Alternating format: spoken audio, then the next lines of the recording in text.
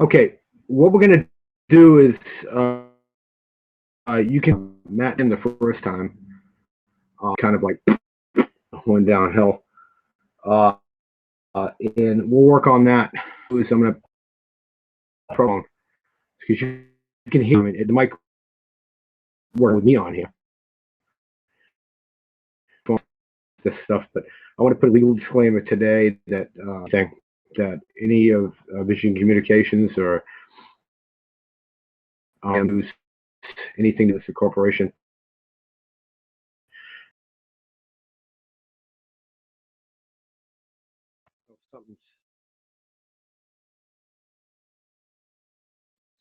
Something clicked up there. Oh, that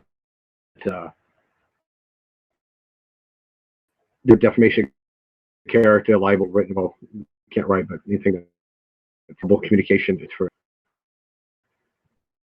to put down anyone that is. So we're going to try to refrain past in the day. If we're talking about, we'll talk about a good sense of nature that just refrain from doing that. And if anybody harmed or but hurt, what I'm saying is that they basically feel like they've been above, can have a chance to come on and rebut. So we'll get this stuff ironed out. Right now, and see if he's on. We can do it on a speakerphone, so you can at least hear it. You know, it came on and everything else, but it's one of those, kind of like, we'll figure it out. I think it would on a laptop. Hey, okay. Hold on 1 second.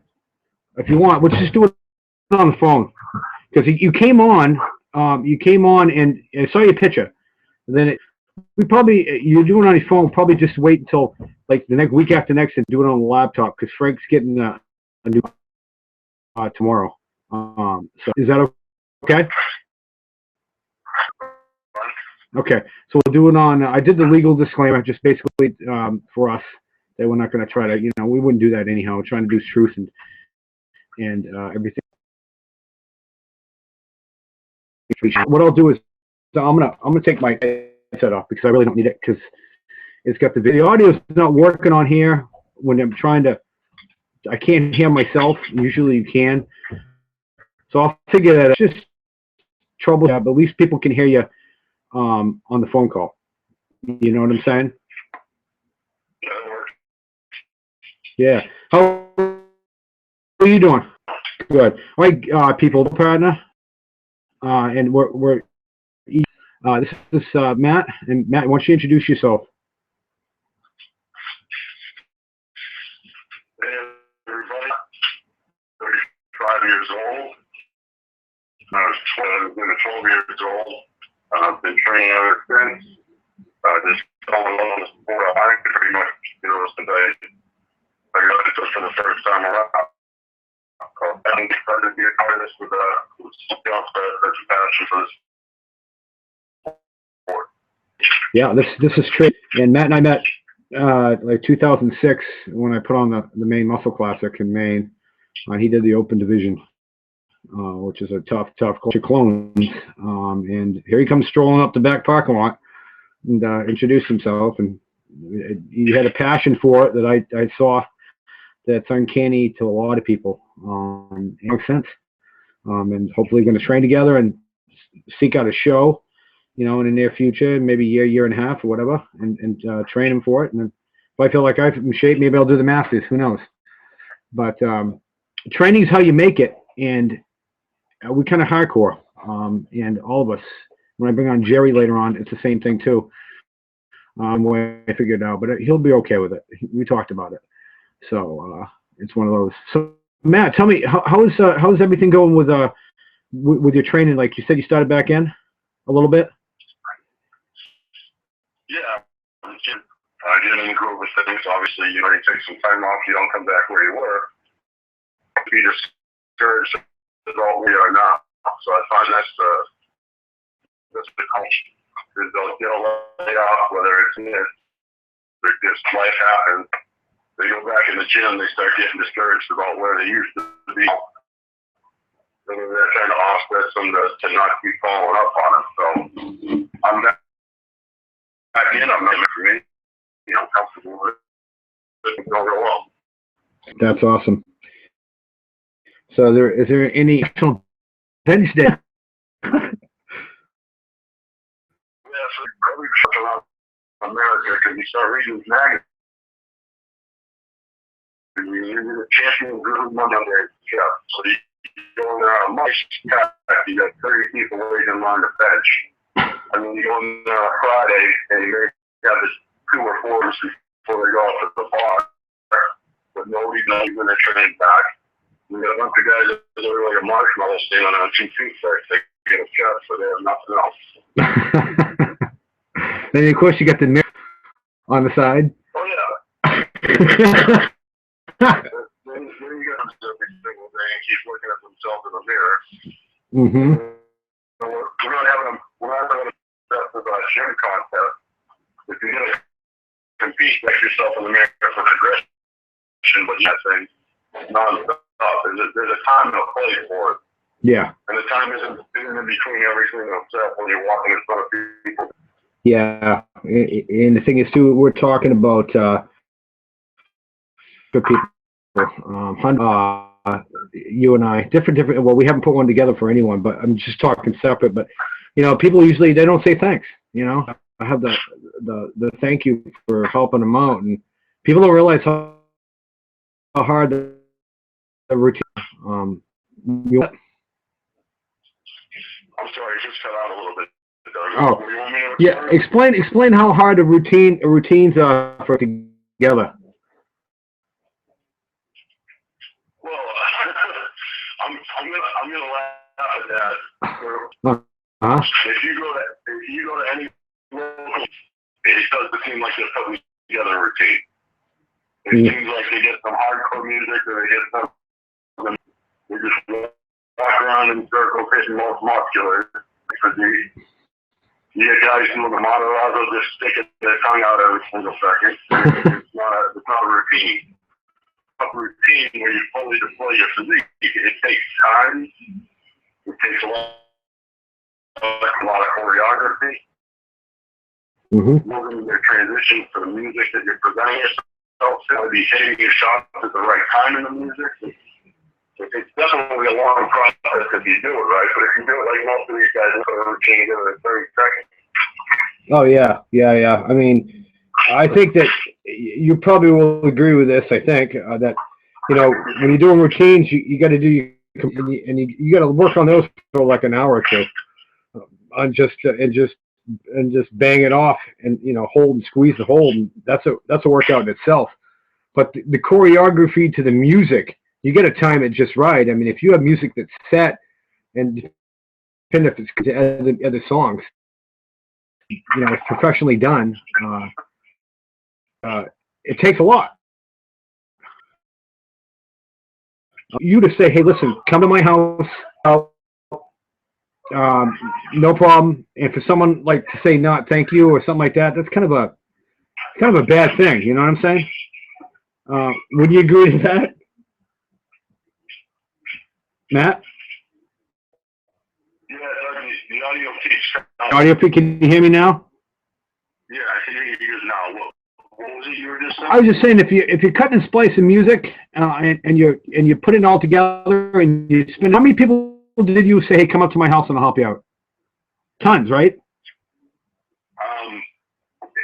I don't really help people anymore. Yeah. No, I was talking about in the past. And I used to help people that were people that showed an interest in it.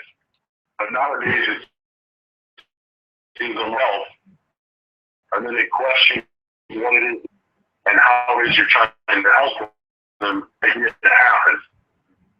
Like you just said, music. How to get the right thing at the right point. You got to bring the other meter in at the right point. So, I mean, and you get people that know, I want to stop right here on this. Well, you can't stop there on that. That's a peak of something. You don't have a good transition of that. You have to cut it back here another 5 seconds and then say this up. And there's, no, that's not what I'm going to do. Okay, well, you just ask for my help. You don't want to do what I'm trying to say. So the help is over. There's no need for me to help you if you're not going to listen. No, exactly. Exactly.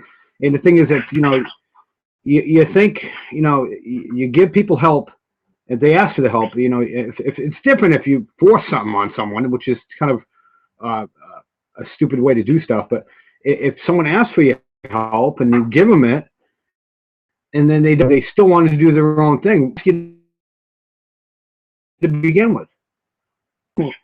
It just. Well, I think Rich made a.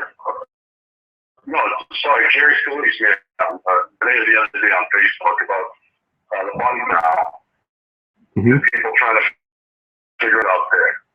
I think when people ask for your help, they're expecting some type of epiphany moment. Something you're going to say that's just priceless and never been heard before, and you know you're walking in the middle of the mountains trying to find a down monk to give you information. It doesn't exist.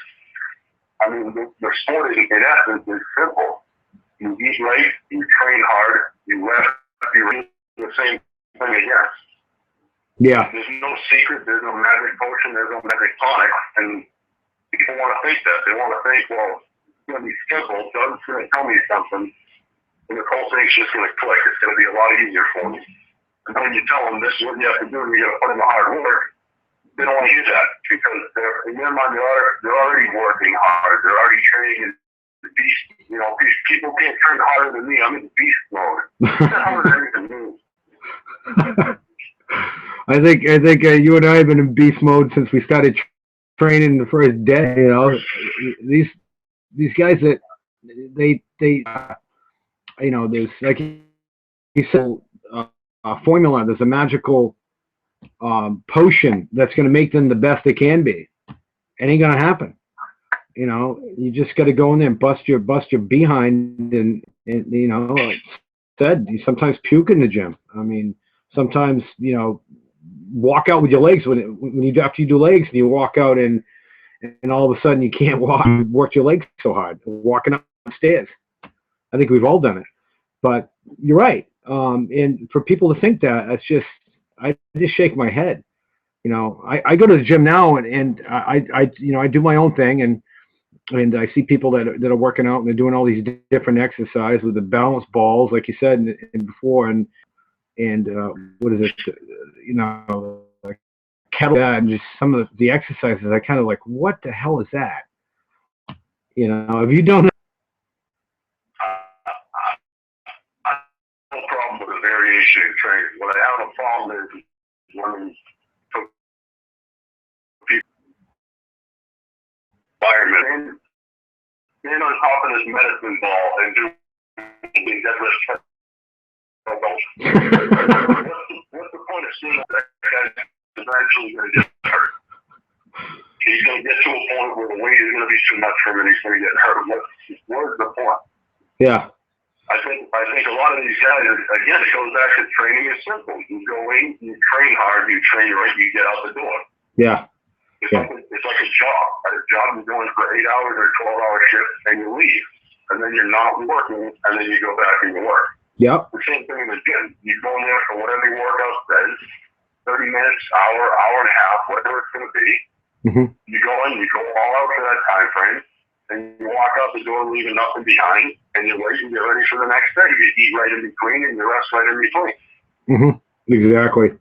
Exactly. And training for a contest, like I was saying on Facebook, like, you know, in next year or whatever, I got some, by the way, I got some contests I got to talk to you about in private, because you never tell anybody what contest you're going to do, because it's just private and you show up, you know, like a couple days ahead of time, you just go and do it. But we'll pick one. But like you say, backdating it, there's a goal you got to hit. There's another goal you got to hit. There's another goal you got to hit. Is that correct? on the calendar? Well, yeah. I mean, so in life and training and anything, Mm-hmm. there's a long-term stages that have to be hit. Mm-hmm. Like if you were to say to me, hey, Matt, next year I'm going to make $2. Okay, well, if you're going to make 250 grand, you've got to divide that up, and you should, this year, 6 months, be 125 in. Mm-hmm. And if you're not 125 in, you're not on track for 250. Mm-hmm. If you're not on track for 250, we either got to figure out how much hard you got to work to get to 250, or we got to alter and extend the goal and change. Yeah. The same thing with bodybuilding. You pick a show, and you should be at certain progression points on your way down the line. And if you're not there, be honest with yourself. And I think a part of the problem lies in this amazing work when they don't look like they have their shirt off in the gym, let alone the shirt off in the stage. Go off regardless. I mean, just to be the best dude for the day, I fully support that, and by all means, go out there. But if your goal is to go into a show, you're a true competitor, you go in to win. You don't go in just to stand next to 10 other guys. You go in to dominate. Mm-hmm. So if you're going to dominate, you got to look the best. You can't look the best for your gym, the best for your street. You got to look the best. So be honest with yourself. The people around you that are honest, and make sure that you're on point. If you're not on point, be honest with yourself. You either change your goal, change your concept, or step it up. This is true. It's like we're talking about, and we're hitting everything on cue, that the stuff we wanted to talk about on truth and what sets somebody up for failure. You know what I'm saying? If someone's not ready for a show and they're not in shape, why would you tell them that they look great? You know, this is probably the best form of friendship medicine you can ever give. Do you agree with that? Well, I think a lot of times it's these kids that find this guy who's got a decent gym shape, and they ask him, hey, I want to get ready for a contest. Can you get me ready for a contest? This guy says, yeah, I can get you ready for a contest. It's going to cost you $900. Yeah. So the kid hits up his parents, borrows money from his parents. He isn't training hard, he isn't training right, he isn't following the diet. You're staying out drinking on the weekends, not doing anything you should be. You're looking perfect, you're on point, you're good, you're ready to go. Music for a posing routine. We said, yeah, that'll work, no problem. Just get out there and do what you want to do. There's limited coaching. And when the people are getting paid, they feel like they can't tell the guy, no, you're not ready. I mean, I respect the coaches today. I'm not going to take your money because you're not ready for a show in 16 months. Mm-hmm. Who was the coach that who trained you, not coach, but helped you out when they said was it you did everything right to a T, and the person said that oh my, about I can't believe you did right to a T. If I knew that, who was that? Was it Prince, or who was it that helped you out? Over my career, I've been with a bunch of different trainers. I've had a lot of people help me out. Tom Prince helped me out in 2006. Yeah. And was impressed with the detail of how I followed everything to a T. Mm-hmm. I trained with Tim Gardner. I trained with Will Harris. Yeah. I trained with Joe Willis. I trained with a local, another guy local, Jerry Blaze. And I learned a lot from everybody I trained with. And if I didn't think I would learn from them, I wouldn't have paired up with them even have known me in the first place. Yeah. Well, that's a thing. When you went out to Cal, when you went out with Joe, did he have anybody to help him too, or not? Or anybody he got his? Your brother? Sorry, you shut out a bit on me. Okay.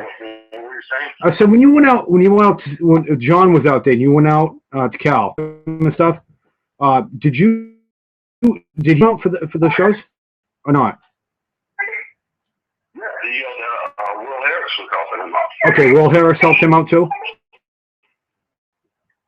Yeah. Okay. So you fall. Yeah. Okay. So I see. But you've learned everything. So I mean, the thing is that you can train yourself. You just need a second set of eyes. You know what I'm saying? And if you tell Matt's a family man, which is awesome, which I love.